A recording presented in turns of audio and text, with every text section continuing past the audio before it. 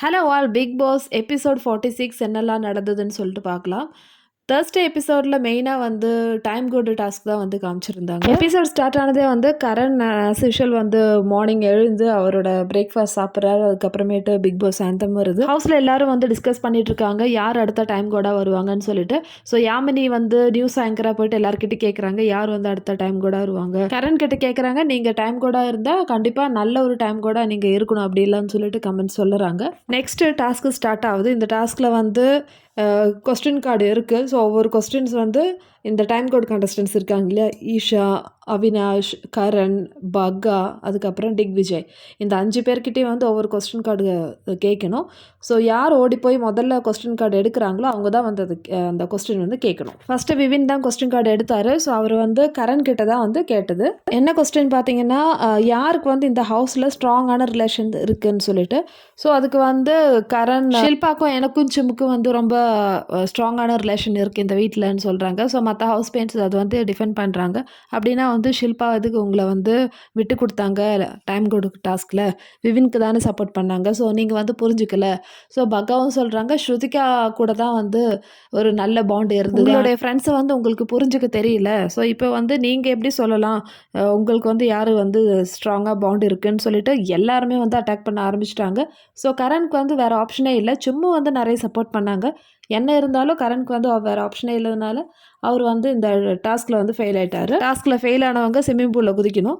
So அடுத்தது யாருன்னு பார்த்தீங்கன்னா தான் கார்டு எடுத்தாங்க. சும் வந்து திக்விஜய் கிட்ட கேட்குறாங்க, இந்த வீட்டில் வந்து ரஜித் தான் வந்து உங்களுக்கு வந்து சப்போர்ட், இல்லைனா வந்து காட் ஃபாதர் அப்படின்னு சொல்லிட்டு ஒரு கொஸ்டின். ஸோ அதுக்கு வந்து திக்விஜய் நல்லாவே வந்து டிஃபெண்ட் பண்ணுறாரு. ஸோ அவருக்கு வந்து இந்த ரவுண்டில் வந்து ஃபெயில் ஆக முடியலை.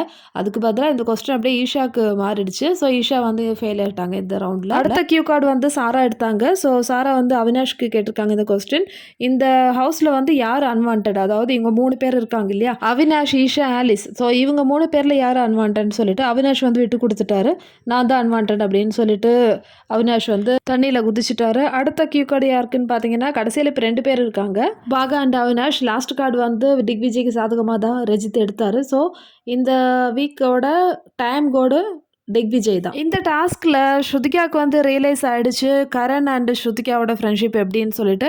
ஸோ கரண் ஓப்பனாகவே சொல்லிட்டாரு, எனக்கும் ஷில்பாவுக்கு இருக்கிற பாண்டு ரொம்ப ஸ்ட்ராங், அதே மாதிரி சிம்முக்கு இருக்கிற பாண்டு வந்து ரொம்ப ஸ்ட்ராங்னு சொல்லிட்டு. ஆனால் நம்ம ஸ்ருதிகா இவங்களெல்லாம் வந்து ரொம்ப திக் ஃப்ரெண்டுன்னு சொல்லிட்டு நினச்சிட்டு இருக்காங்க. ஸோ இப்போ தான் வந்து அவங்களுக்கு தெரிய வந்தது என்ன மாதிரி ஆங்கிளில் வந்து ஸ்ருதிகாவை இங்கெல்லாம் பார்க்குறாங்கன்னு சொல்லிட்டு. கரண் இந்த மாதிரி சொன்ன போது டிஃபெண்ட் பண்ணது யாருன்னு பார்த்தீங்கன்னா பகா மட்டும்தான். ஸோ பகாவும் திக்விஜயும் சொல்கிறாங்க, ஸோ ஸ்ருதிகாவும் உங்கள் கூட நல்ல ஒரு பாண்டில் தானே இருக்காங்க, ஏன் வந்து அவங்கள வந்து ரியலைஸ் பண்ண நீங்கள் வந்து மறந்துட்டீங்க அப்படின்னு சொல்லிட்டு நல்லா கொஸ்டின் கேட்குறாங்க. இந்த டாஸ்கில் இன்னொரு ஸ்டேட்மெண்ட் வந்து சும் சொல்லியிருந்தாங்க. என்னென்னு பார்த்தீங்கன்னா, எனக்கு இந்த பிக் பாஸ் ட்ராஃபி கிடைச்சா கண்டிப்பாக நான் கரனுக்காக கொடுப்பேன், இல்லைனா அவருக்காக விட்டு கொடுப்பேன், அந்த மாதிரி ஒரு ஸ்டேட்மெண்ட் வந்து சும் சொல்லியிருந்தாங்க.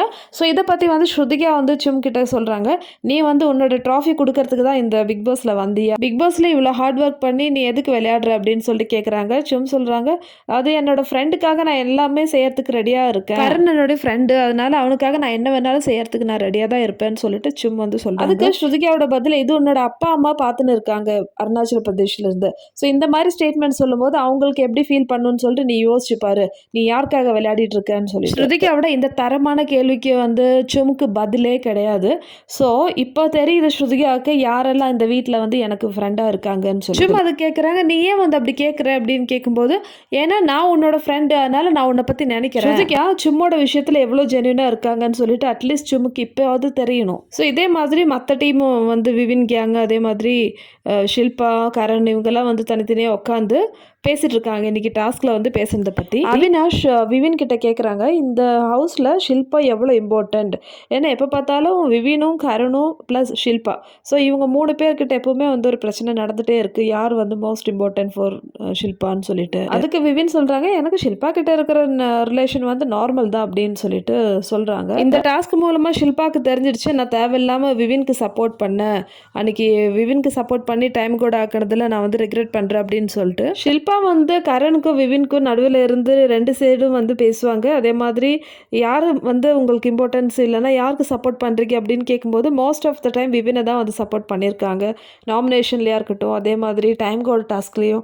ஸோ எல்லாத்துலேயுமே வந்து விவினை தான் சப்போர்ட் பண்ணாங்க. ஸோ இப்போ ரிக்ரெட் பண்ணுறாங்க ஷில்பா நான் இப்படி பண்ணியிருக்க கூடாதுன்னு சொல்லிட்டு.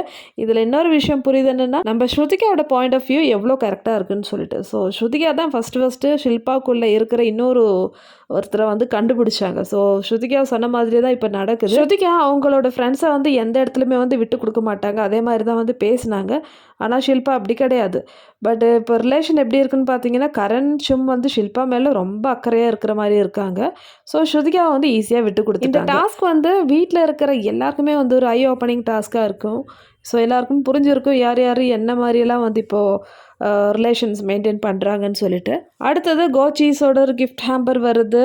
கேப்டன் இல்லைனா டைம் கோடான திக்விஜய்க்காக. ஸோ இதில் வந்து மென்ஷன் பண்ணியிருக்காங்க, இந்த பர்கரை வந்து உங்கள் ஹவுஸில் இருக்கிற ஃபேவரட் பர்சனோட ஷேர் பண்ணிக்கங்கன்னு சொல்லிட்டு. ஸோ ரஜித்க்கு வந்து ஒரு சீஸ் க்யூப் கொடுத்துட்டு அதுக்கப்புறமேட்டு பர்கர் வந்து ஸ்ருதிகா கூட ஷேர் பண்ணாங்க திக்விஜய்.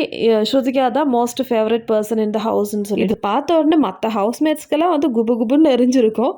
ஸோ என்னவா இருந்தாலும் ஸ்ருதிகாவோட கேரக்டர் வெளியே இருந்து பார்த்து தான் வந்து திக்விஜய் வந்திருக்காரு. ஸோ அவர் எப்போவுமே வந்து சொல்கிற விஷயம், ஸ்ருதிகா வந்து ரொம்ப இன்னசென்ட், அவங்க மனசில் எதுவுமே கிடையாது, எந்த ஒரு பாய்சன்ஸ் திங்க்குமே கிடையாது. இந்த ஒரு பாயிண்ட் திக்விஜய் எல்லா டைம்லேயும் வந்து சொல்லிட்டு தான் இருப்பார் ஸ்ருதிகாவை பற்றி. ஸோ அதே மாதிரி இந்த கிஃப்ட் ஹேம்பர் கிடைச்ச உடனே திக்விஜய்க்கு வந்து ஷேர் பண்ண தோணுன ஃபேவரட் பர்சன் வந்து ஸ்ருதிகா தான். நம்ம ஸ்ருதிகா ரொம்பவே ஹாப்பி ஆகிட்டாங்க அவர் சொன்னதுக்கு.